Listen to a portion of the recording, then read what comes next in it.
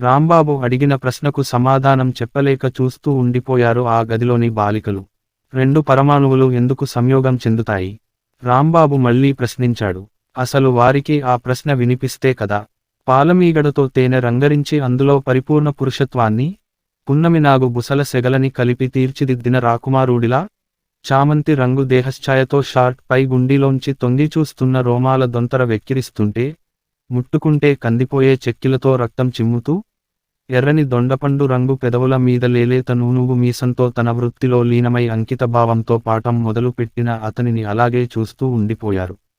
అదేమిటమ్మా, నా మొహాన్ని ఏమైనా ఉన్నాయా కోతులాడుతున్నాయా? నా ప్రశ్నకు ఒక్కరూ సమాధానం చెప్పరేం? తెలియకపోతే కనీసం తెలీదు అనైనా సమాధానం చెప్పచ్చు కదా అన్నాడు రాంబాబు. లెగవే, లే, నువ్వు చెప్పు అంటూ నలుగురైదుగురు ఓ పుష్కలేశ్వరిని ముందుకు తోయడంతో ఆమె సిగ్గుపడుతూ లేవలేక లేచి నిలబడింది. నిజంగా తెలియదు సార్, సిగ్గు దొంతరలలో పీలగా అనేసి కూర్చోబోతుంటే రాంబాబు అన్నాడు. కూర్చోకు, నువ్వు నచ్చావమ్మాయి, ఇంతమందిలో ధైర్యంగా తెలీదు అని చెప్పడానికైనా లేచావు.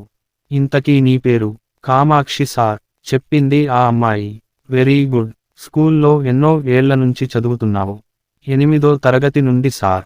మరి 9వ తరగతి రసాయన శాస్త్రంలోనే మీకు పరమాణు నిర్మాణం, రసాయన బంధం గురించి తెలిసి ఉండాలే అని అడిగాడు రాంబాబు.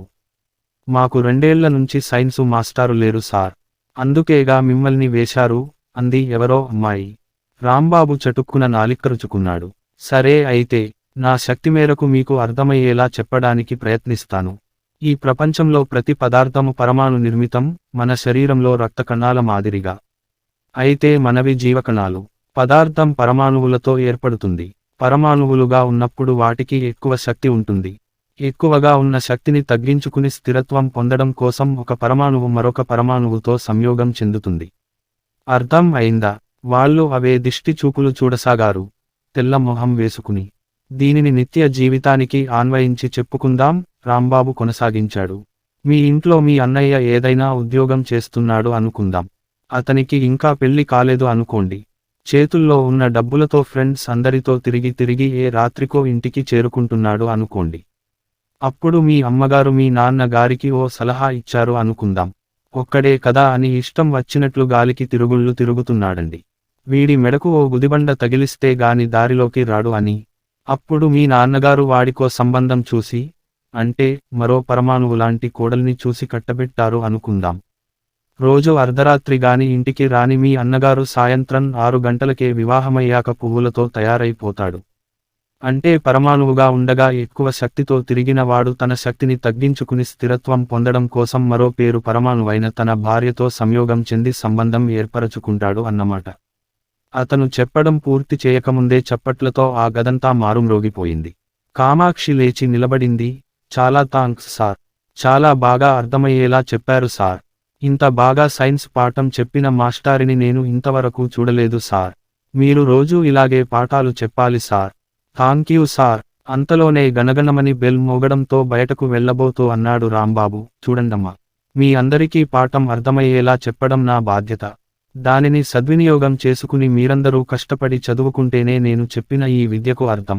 ఇప్పుడే కాదు, ఏ విషయంలోనైనా మీకు సందేహం వస్తే మా ఇంటికి వచ్చి అడిగినా మీ సందేహం తీర్చే పూచీ నాది.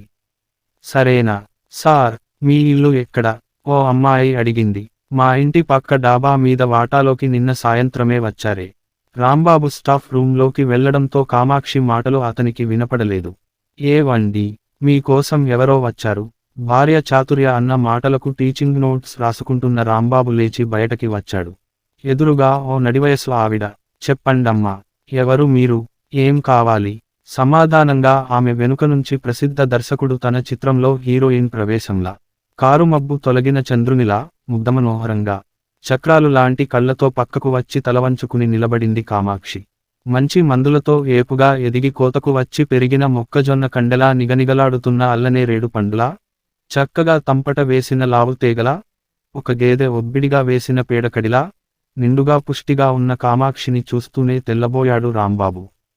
పాఠశాలలో యూనిఫారంలో కనిపించిన ఆ కామాక్షికి, విరిసిన ముద్దబంతి పువ్వులా, ముద్ద మందారపు పువ్వులా చక్కని అవయవ పొందికతో, వయసు బింకంతో, రక్తపు బిగితో పంట ఏపుగా ఎదిగి కోతకు వచ్చిన పచ్చని పైరులా పరికిని ఓణీలలో ఉన్న ఈ కామాక్షికి అసలు పోలికే లేదు. బలవంతంగా ఆమె మీద నుంచి చూపు తిప్పుకుంటూ అడిగాడు రాంబాబు. చెప్పండమ్మా, ఏం కావాలి? నాతో ఏమైనా పని ఉందా? అవును బాబుగారు, మీరు ఇయాల ఏదో పాఠం చెప్పారంట, దానికి చాలా బాగా అర్థం అయిందంట. ఇల్లు పక్కనే కదా, అంతమందిలో చెప్పించుకునే దానికన్నా మీరు ఇక్కడ దానికి మీ ఇంట్లోనే చెబితే మీకు ఎంత డబ్బు కావాలంటే అంత ఇచ్చుకుంటాను. దానికి ఓ అక్షరం ముక్క అబ్బితే మాకు ఆనందం బాబూ. మీ పుణ్యం ఊరికే పోదు అంది ఆమె. చూడండమ్మా, నేను ఎవరికీ ప్రైవేటు చెప్పను.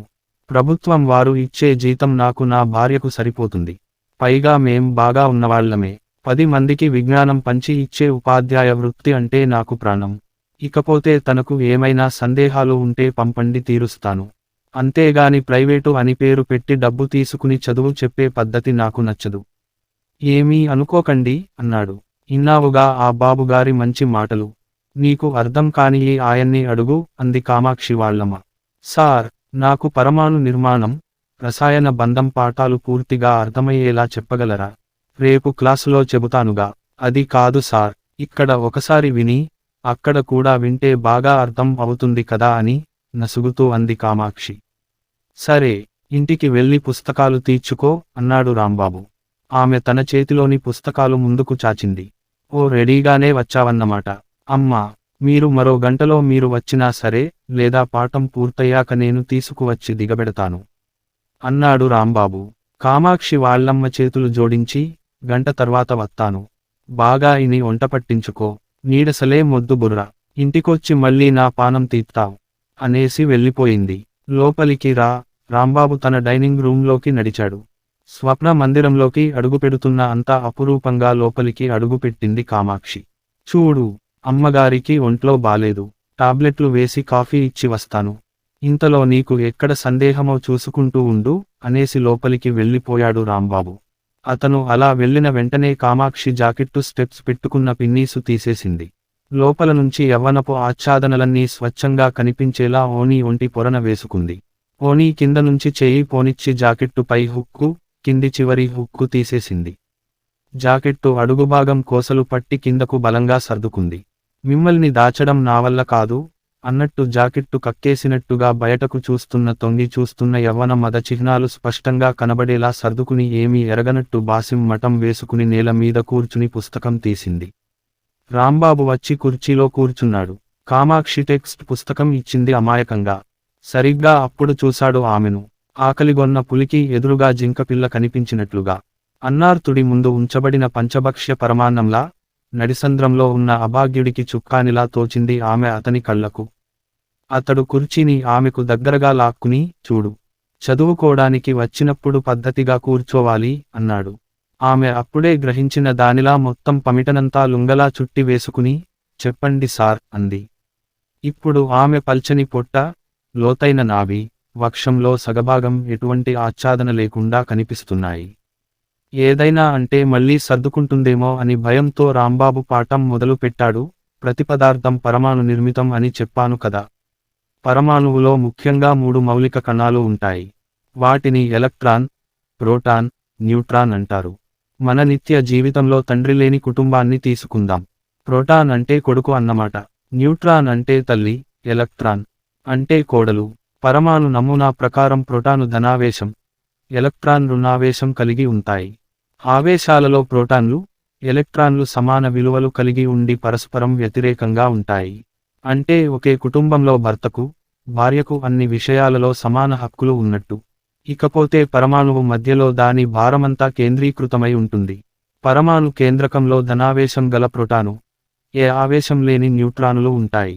అంటే తల్లి, కొడుకులు కేంద్ర భాగంగా ఉన్న కుటుంబంలా, రుణావేశం గల ఎలక్ట్రాను కేంద్రకం చుట్టూ పరిభ్రమిస్తూ ఉంటుంది. అంటే కోడలు, ఆ తల్లి కొడుకుల మీదనే ఆధారపడి జీవిస్తూ ఉంటుంది అన్నమాట. ఏమైనా అర్థం అయిందా అడిగాడు రాంబాబు. అతని పాదాల దగ్గర కూర్చుని అతను చెప్పేది శ్రద్ధగా వింటూ అప్పుడప్పుడు సిగ్గుపడుతూ, తలవంచుకుని లుంగి కొసలు తొలగిన అతని కాళ్లపై కోడెవయసు రోమాలను పరిశీలిస్తున్న కామాక్షి వెంటనే అడిగింది. సార్, ఆవేశం అంటే? రాంబాబు ఒక్క క్షణం తరబడిపోయాడు. తమాయించుకుని అన్నాడు. ఆవేశం అంటే విద్యుదావేశం. అర్థం కాలేదు సార్ అన్నది కామాక్షి. చూడు, ఉదాహరణకి నువ్వు సినిమాలో ఒక సీరియస్ ఫైటింగ్ సీన్ చూస్తున్నావనుకో. అక్కడ తెరమీద హీరో ఫైట్ చేస్తుంటే నీకు కూడా ఉత్తేజం వచ్చి పక్క సీటు వాళ్లతో ఫైట్ చేసేయాలని అనిపిస్తుంది కదా. అలాంటి ఉత్తేజిత శక్తి అన్నమాట. నేను ఫైటింగ్ సినిమాలు చూడను సార్, ఒక్క మెగాస్టార్ చిరంజీవి గారివి తప్ప అన్నది కామాక్షి. రాంబాబు ఆమెకేసి సూటిగా చూస్తూ చిరునవ్వుతో జిల్ జిల్ జిల్ మంటూ మ్రోగింది. ఎదలో ఎలలో కాంబోజిరాగం. ఆ పాట నాకు పూర్తిగా రాదు, కానీ ఆ పాటలో సౌందర్య ఎంతో సంతోషంతో డాన్స్ చేసింది కదా. అది చూసినప్పుడు నీకు ఏమనిపిస్తుంది అడిగాడు. నాకు అలా చెట్టు చేమలు వాగులు వంకలు తిరుగుతూ డాన్స్ చేయాలనిపిస్తుంది సర్. ఎస్, ఆ ఉత్తేజిత శక్తినే మనం విద్యుదావేశం అనవచ్చు. మరి రెండు పరమాణువుల మధ్య బంధం ఎప్పుడు ఎలా ఏర్పడుతుంది సార్ అడిగింది కామాక్షి. మంచి ప్రశ్న. రెండు పరమాణువుల మధ్య బంధం రెండు రకాలుగా ఏర్పడుతుంది. ప్రధానంగా ఒకటి అయానిక బంధం, రెండోది సమయోజనీయ బంధం. అయానిక బంధం రెండు పరమాణువుల మధ్య ఎలక్ట్రాన్ బదలాయింపు వల్ల ఏర్పడుతుంది. అంటే రేపు నీకు పెళ్లి అయింది అనుకో, నీ కుటుంబం నుంచి ఎలక్ట్రానిక్ అయిన నువ్వు పెర్మనెంట్ గా మరో కుటుంబంలోకి వెళ్ళిపోతున్నావు అన్నమాట. అందువల్ల మీ రెండు కుటుంబాల మధ్య బంధం ఏర్పడుతుంది. ఆ బంధాన్ని అయానిక బంధం అనవచ్చు. అదే రెండు పరమాణువులు ఒక ఎలక్ట్రాన్ జంటను సమిష్టిగా పంచుకోవడం వల్ల సమయోజనీయ బంధం ఏర్పడుతుంది. అంటే పిల్లల తాలూకు బాధ్యతల్ని భార్యాభర్తలు పంచుకుంటారు చూడు, అలాగా. అంటే ఒక ఆడ మగ కష్టసుఖాలను సమానంగా పంచుకునేలాగానా సార్? సుఖాలను అన్న పదం దగ్గర ఒత్తి పలుకుతూ అంది కామాక్షి. అవును, బాగానే అర్థం చేసుకున్నావు. మరి ఏక బంధం, ద్విబంధం, త్రిబంధం ఎలా ఏర్పడతాయి సార్? రెండు పరమాణువుల మధ్య ఒక ఎలక్ట్రాన్ జంట పంచుకోబడితే ఏక బంధం, రెండు ఎలక్ట్రాన్ జంటలు పంచుకోబడితే ద్విబంధం, మూడు ఎలక్ట్రాన్ జంటలు పంచుకోబడితే త్రిబంధం ఏర్పడతాయి చెప్పాడు రాంబాబు. అంటే మా అమ్మ నాన్నలకు పెద్దన్నయ్య పుట్టినప్పుడు ఏక బంధం, రెండో అన్నయ్య పుట్టినప్పుడు ద్విబంధం, నేను పుట్టినప్పుడు త్రిబంధం ఏర్పడింది అన్నమాట. మాది త్రిబంధం కుటుంబం కదా సార్ అంది కామాక్షి. సబ్జెక్టు పట్ల ఇంత అవగాహన ఉన్నదానివి, మరి నీకు ఇంక వేరే ప్రైవేట్ ఎందుకు అని నవ్వుతూ అడిగాడు రాంబాబు. అవగాహన ఉన్నంతగా అనుభవం లేదు కదా సర్. అనుభవమైతే అది ఆజన్మాంతం ఉంటుంది కదా. మీకు అభ్యంతరం లేకపోతే అయానిక బంధంలా మీ ఇంట్లో ప్రవేశించి సమయోజనీయ బంధం మిమ్మల్ని పంచుకొని కనీసం త్రిబంధం వరకు ఏర్పరుచుకోవాలని ఆశగా ఉంది సార్. ఏమంటారు? జారిపోయిన పమిటను ఏమాత్రం పట్టించుకోకుండా మత్తుగా సిల్క్ స్మిత చూపులు చూస్తూ అంటున్న ఆమె మాటలకు రాంబాబు ఒక్కసారిగా నిరుత్తరుడైపోయాడు. సార్, నా జీవితంలో ఎంతో మంది మాస్టర్లు పాఠాలు చెప్పగా విన్నాను. అసలు అర్థం కాని, కంటితో చూడని పాఠాలను జీవితాలకు అన్వయించి చెప్పిన మీలాంటి వారిని నేను ఎక్కడ చూడలేదు. అంతేకాదు, ఇంత అందమైన పర్సనాలిటీని ఇంత దగ్గరగా కూర్చుని చూసే అదృష్టం కూడా నాకు ఇంతవరకు దక్కలేదు అంటూ అరమూసిన కన్నులతో ఏవేవో పిచ్చి పిచ్చిగా మాట్లాడసాగింది. రాంబాబుకు నిలువెల్ల చెమటలు పట్టేశాయి. అదే సమయంలో భగవత్సాక్షాత్కారం అయినట్టుగా, అయిపోయిందా బాబు అంటూ కామాక్షి తల్లి మెట్లు ఎక్కుతూనే అనడంతో వెంటనే పమిట సర్దుకుని పుస్తకాలు తీసుకొని వస్తాను సార్ అనేసి వెళ్ళిపోయింది కామాక్షి. రాంబాబు తేలికగా ఊపిరి పీల్చుకున్నాడు. ఆ గదిలో నిశ్శబ్దాన్ని చీలుస్తూ అన్నాడు రాంబాబు. అమ్మా, 20 సంవత్సరాల వయస్సు నిండిన అమ్మాయిని కాలక్షేపం పేరుతో పాఠశాలకు పంపిస్తున్నాను అని మీరు అనుకుంటున్నారు. కానీ ఆ అమ్మాయి 10వ తరగతి పరీక్ష ఎందుకు తప్పింది కారణాన్ని అన్వేషించే లేకపోయారు. తను నా పాఠం వైపు ఆకర్షితురాలైంది అనుకున్నానేగాని నా వైపు ఆకర్షితురాలైంది అని ఆమె రాసిన ఉత్తరం చూశాకనే తెలిసింది. వయసు వచ్చిన ఆడపిల్లలు కొట్టి, కాసీడీరా తిట్టి, మీ బాధ్యతను కప్పిపుచ్చుకునే కంటే ఇప్పటికైనా మేల్కొని ఆమెకు తగిన వరుడుకిచ్చి ఎంత తొందరగా వివాహం చేస్తే అంత మంచిది. మీ అమ్మాయి చెడ్డపిల్ల కాదు, అసాధారణ తెలివితేటలు గలది. నేను చెప్పిన పాఠాలు అర్థం కాక ఎంతోమంది బట్టీలు వేస్తారు. అయితే అంత బాగా అర్థం చేసుకుని కూడా దారి తప్పుతోంది అంటే టీవీల ప్రభావం, సినిమాల ప్రభావం 90% ఉండటమే. తనే కాదు, తనలా ఎంతో బాగా చదివే పిల్లలు కూడా ఈ వేళ గాడి తప్పి తమ జీవితాలను చేజేతులా పాడు చేసుకుంటున్నారు. పెళ్లికి ముందే అన్నీ అనుభవించేయాలి అనే వెర్రి వ్యామోహంలో ఉన్న వారే తప్ప దాంపత్య జీవితం లభించే నాటికి తామెంత నిర్వీర్యమైపోతున్నారో అర్థం చేసుకోలేకపోతున్నారు. ఎవరు ఎలాంటి మాట మాట్లాడినా దాన్ని స్త్రీ పురుష సంబంధాలకు అన్వయించుకుని అదేదో తెలిసేసుకోవాలని ఆరాటపడుతున్నారేగాని నిజమైన జీవిత విలువలు తెలుసుకోలేకపోతున్నారు. కామాక్షి తన సంసారాన్ని ఎంతో చక్కగా తీర్చిదిద్దుకోగలిగిన నైపుణ్యం గల అమ్మాయి అనిపించింది నాకు. వెంటనే ఆమె అవసరాలను గుర్తించి మీరు ఆమెకు వివాహం చేయడం మంచిది. ఆమెకు చదువు ఏ రకంగానూ అబ్బదు. ఇది ఉపాధ్యాయుడిగా నా అభిప్రాయం. బాబు గారు, అవకాశం వస్తే ఆడపిల్లల జీవితాలతో ఆడుకుని నాశనం చేసే వాళ్ల గురించి పేపర్లలో చూస్తున్నాం, టీవీలో వింటున్నాము. అట్టాంటిది మీరు మా కళ్ళు తెరిపించారు, మా బాధ్యత గుర్తు చేశారు. ఇంత చిన్న వయసులో ఉన్న మీరు మా కళ్లకు దేవుడిగా కనిపిస్తున్నారు. ఇలాంటి తప్పుడు కూతుర్ని ఇక ఇంట్లో ఉంచుకోం బాబు, ఆవేశంగా అంటున్న కామాక్షి తల్లి మాటలకు రాంబాబు అడ్డు తగిలాడు. తప్పమ్మా, మీరు అలా అనకూడదు. మీ కూతురు తప్పుడు కూతురు కాదు. తప్పటడుగు వేయబోయింది.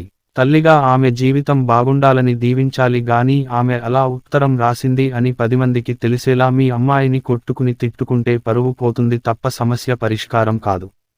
నాకు అందమైన భార్య ఉంది. మా ఇద్దరి మధ్య అరమరికలు లేని అనురాగం ఉంది. ఆమె అందమైన నవ్వులో జీవితాంతం నేను హాయిగా బ్రతికేయగలను. మళ్ళీ అంత అందమైన నవ్వు మీ అమ్మాయిలో చూశాను. ఆమె మనసును అర్థం చేసుకునేందుకు ప్రయత్నించండి. నా మాట మీద ఏ మాత్రం గౌరవం ఉన్నా మీరు కామాక్షి అని ఏమీ అనవద్దు. ఏమైనా అంటే అవి నాకు తగులుతాయి అని గుర్తు పెట్టుకుంటే చాలు. వస్తాను. కామాక్షి తనకు రాసిన ప్రేమలేఖను వారు ముందే ముక్కలు చేసి బయటకు నడవబోయాడు రాంబాబు. అదే సమయంలో లోపల్నుంచి రివున వచ్చి అతని కళ్ళముందు వాలిపోయింది కామాక్షి. సార్, నన్ను క్షమించండి సార్. నేను నీ పట్ల చాలా తప్పుగా ప్రవర్తించాను. తండ్రిగా, మార్గదర్శిగా చూడాల్సిన మిమ్మల్ని అందరిలాంటి వారే అనుకున్నాను కానీ ఇలా నా తప్పు నేనే తెరచుకునేలా చేసి నన్ను క్షమిస్తారని ఊహించలేదు సార్ నన్ను క్షమించండి. పశ్చాత్తాపం కన్నీళ్ల రూపంలో గంగై ప్రవహించినప్పుడు ఏ వ్యక్తి అయినా గంగ అంత పవిత్రుడే. ఇంత జరుగుతున్నా ఆ గదిలో కామాక్షి తండ్రి, అన్నలిద్దరూ ఒక్కరు కూడా కోపాన్ని ప్రదర్శించటం గాని నోరు మెదపకపోవడం గాని రాంబాబుకు ఆశ్చర్యమనిపించింది. ఆ ఇంటి వాతావరణాన్ని ఆ విధంగా శాసించగలిగిన కామాక్షి తల్లికి మనసులో మరోమారు కృతజ్ఞతలు చెప్పుకుంటూ బయటికి వచ్చేశాడు రాంబాబు. సుమారు నెల రోజుల తర్వాత కామాక్షి వివాహానికి హాజరయ్యారు రాంబాబు భార్యతో సహా. కామాక్షి తల్లి నూతన దంపతుల చేత రాంబాబు దంపతులకు నమస్కరింపచేసింది. అక్షతలు వేసి ఆశీర్వదిస్తూ రాంబాబు ఇలా అన్నాడు.